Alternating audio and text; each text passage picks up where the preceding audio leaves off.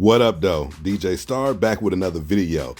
But before we do that, please subscribe to the channel and hit that notification bell so you know when I'm dropping new content. And also please like, comment, and share on the videos. It goes a long way to help the channel grow. And I'm still pushing for those 500 subscribers. So today I want to bring you some content that was a little different than normal. I just want to talk about the biggest L's I've took of 2020 on these sneakers.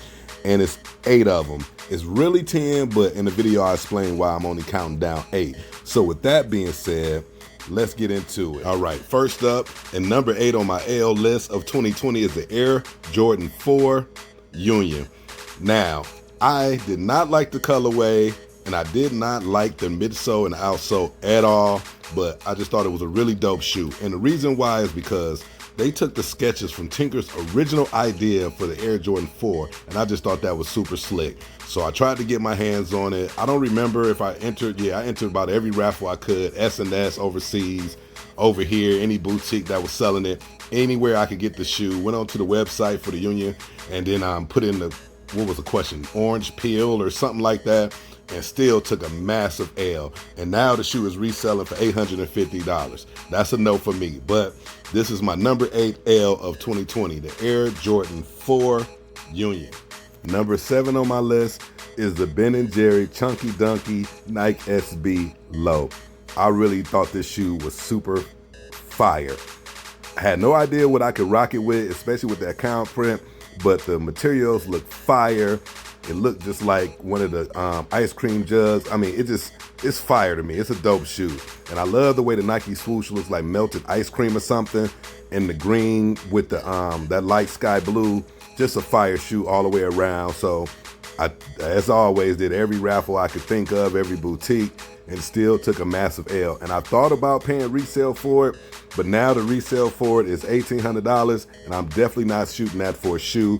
So this is my number 7 L of 2020, was the Ben & Jerry's Chunky Dunky Nike SB Low. All right, coming in at number 6 is the Air Jordan Center Court. So I thought this shoe was super clean, all white, tennis shoe, not a basketball shoe, but a tennis shoe you could pretty much rock with anything, casual, with your jeans, shorts, whatever. I thought it was fly. I ain't never seen it before because it was released. It wasn't released, but it was worn on Michael Jordan during the Last Dance documentary. So I'm thinking, you know, people gonna dig it, but I'm thinking like, it's not a Jordan, it's not a retro. People gonna pass on it. Nope. Soon as it dropped, super duper L. The retail is small. I think the retail is only $130. So now I looked at StockX and it's sitting at about $150. I might go back and grab that for $150. $20, $30 over retail is not hateful in my opinion. So I might grab it, but I do believe these are super clean. But when they initially released, I took that fat L on it. So my number 6 shoe L of 2020 is the Air Jordan Center Court. Number 5 on my list, the Adidas Superstar Miles Morales. Now this was a drop, not for the movie, but for the video game, Spider-Man Miles Morales, which is a pretty cool game. My son wanted it so bad, so I went ahead and copped it for him because he did what he's supposed to do in school. So I wanted to grab the shoe. That red and black is super clean. I don't really buy Adidas like that, especially Superstars. Haven't had any in years, but I just thought it was super clean. So of course, fooling around with the Adidas app. I think this is before the Confirm app. Fooling around with the app and how they set it up, and I don't even think it was a raffle. It was just some old bull got in there, and then I just couldn't grab it. It was all sold out like in seconds or something. So I took an L, and I'm still kind of pissed about that one. So again, thought about selling, you know, going back and grabbing it for retail, or resell, I'm sorry, and then it's like at $500. No, $520 to be exact in my size. So, oh no. LLL, I'm gonna accept it. I'm gonna take that one as a loss and forget all about it because I'm not paying $520 for some Adidas Superstars. So my number 5 L of 2020 is the Miles Morales Adidas Superstar Low with the black and red. All right, real quick. At the beginning of the video, I told you it was 8 shoes of 2020, but it was really 10. And the only reason it's down to 8 is because I was able to cop both of these. These were on my original list for 2020. The Michigan Dunk High, I had to pay resale for, but I want to say the shoe retailed at $120, $130 or whatever with tax, about $130, $140, whatever. And I was able to get it for around $200. So I guess around $50, $60 over Retail was able to cop it, which ain't too bad. So basically, you know, I paid an Air Jordan 1 retro, regular general release retro price. So I wasn't too mad about it. Very happy with the shoe. Glad I was able to get it in my collection.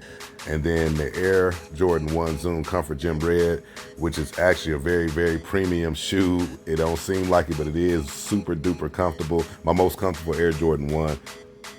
Obviously, but I was able to get that at retail. I did end up having to pay shipping because I was so thirsty. I jumped on Nike when the Nike app when it released. I'm sorry, not the Nike app, but the Nike website when it released, and I didn't put in my member information so they'd know that I'm a member and I could have got free shipping. So I paid the shipping for it, but it was still retail. So happy with both drops. Wanted to drop this in the video because both of these are my honorable mentions of 2020 that I took an L on in 2020, but in 2021, or I'm sorry, actually in 2020, the Zoom Comfort I was able to grab in 2020, and I want to say, yeah, the Michigan I just got this year in 2021. So honorable mentions. All right, number 4 on my list is the ADIDAS Yeezy Boost 350 V2 Bread. This is super slick and super clean. I don't own that many Yeezys. I only own one pair of Yeezys because the supply and demand side of how Adidas played it just turned me off. It was just damn near impossible to cop the shoe for retail. I mean, sometimes certain colorways would sit. I was able to, one pair I do have, I was able to go to the actual mall and put it on and try it on, which I'm glad I did because you need to go a half size up in your Yeezys, at least these 350s in my opinion. But I always wanted the shoe, thought it was super clean. It restocked and dropped like 3 or 4, 5 times. Every single time, L, no matter what app it was, Adidas, Confirm, Foot Locker, Champs, no matter what it was, Finish Line, everybody, L. And then the resale on it is about $450. I don't want the shoe that bad, but they are comfortable. So I hear they're supposed to drop again for Yeezy Day, which is 8/20. Or I'm sorry, 8/2. So by the time you see this video, probably the same day, I'm gonna try one more time, but I'm pretty sure I'm gonna take another L. So my number 4 L of 2020 is the Adidas Yeezy Boost 350 Bread. Man. All right, number 3 on my list is the Kobe PROTRO 5 Bruce Lee. Now this shoe right here is super fire. The first time I seen it, I loved it. Now I always liked the silhouette of the Kobe 5 PROTRO, but it is more of a performance shoe, and the ones I done tried on was always pretty tight, but not tight enough to go up a half size, so I never really wanted the other colorways so much, but this one right here with the Bruce Lee colorways from his outfit from, what movie was that? I want to say it was Game of Death when he had the yellow and black on. It was so fire. Then they gave you the red strips on it, or the stripes, where he got from Enter the Dragon. I thought was fire. Major Bruce Lee fan. Rest in peace to Kobe Bryant. Definitely in the GOAT conversation. One of the best to ever do it. But the resale is like $500. On this shoe, I kind of understand because if you're going to let it go, you're going to make it worth something. $500 is just a no-go for me. So if it ever come around again, I'll try again. But for 2020, number 3 on the list is the Kobe 5 PROTRO Bruce Lee. Damn. Coming in at number 2. This one hurt my feelings. This one really, really hurt my feelings. Coming in at number 2, the Air Jordan 5 Off-White Black. I went so hard for this shoe. I did not know how to spoof my phone to get the location. I was willing to drive to Chicago. I'm in the Midwest. I'm in Ohio, so I'm only like 6 hours from Chicago. So I was gonna drive to get the shoe, but I didn't know how to spoof my phone at the time, so I took a major L. Of course, I used up every point I had on Foot Locker app. Took an L everywhere. It hurt my feelings, man. I'm gonna be honest, because I really love AJ5s. I love that color on it, that faded like black jean color, Nike Air on the back, the holes, the whole everything. Only thing I didn't like was the aged outsole parts, but the shoe was so slick. Yeah, man, major L, man, major L. And it hurt my feelings on another one, but I'm gonna tell you that in the number 1 shoe. So the number 2 L of 2020 was the Air Jordan 5 Off-White Black. I think retail was $250, but now it's reselling for $1,000, almost $1,100. I'm cool. I ain't going there. I'm done. But whew, this hurt my feelings. Air Jordan 5 Off-White. black. Number 1 L of 2020 for me was the Air Jordan High 85 Airship Pack.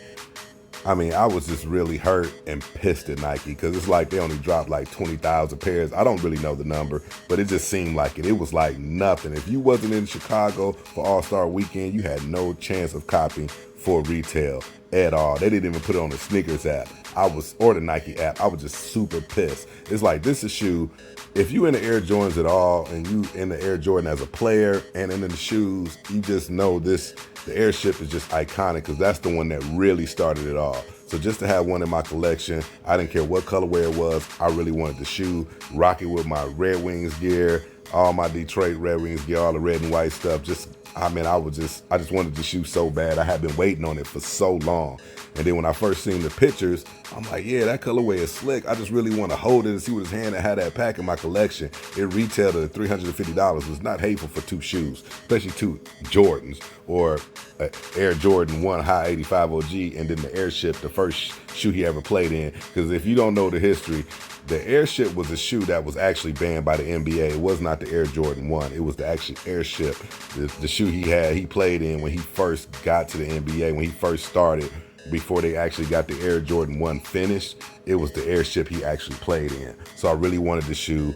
My plug happened to be in Chicago for work for All-Star Weekend, didn't even tell me. And I'm like, man, I didn't even want a discount. I just wanted you to secure the shoes. If I knew how to spoof them, you could just pick them up. I would have paid you the money. It was not an issue about the money. It was just like, man, but he caught both of them, that and the Air Jordan 5 Off-White, and I came up with absolutely nothing. I did save some money, but this one to this day hurts my feeling, and it has not retroed or restocked or anything in a year, and that really what pisses me off about Nike. It should have been at least 300,000-400,000 pairs of this pack made, at least.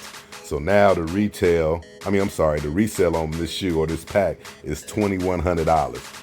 Yeah, I'm not going there for a shoe, but yeah, my feelings are still hurt about that if you can't hear it in my voice, man. So the number 1 L for me personally, DJ Star, was the Airship Air Jordan High 85 pack. Retail was $350, resale is $2,100. And as always, look, I thank y'all for supporting me, man. Please subscribe to the channel, hit that notification bell so you know when I'm dropping new content. And also, please like, comment, and share on the videos. It goes a long way to help the channel grow. So, I'm out of here, man.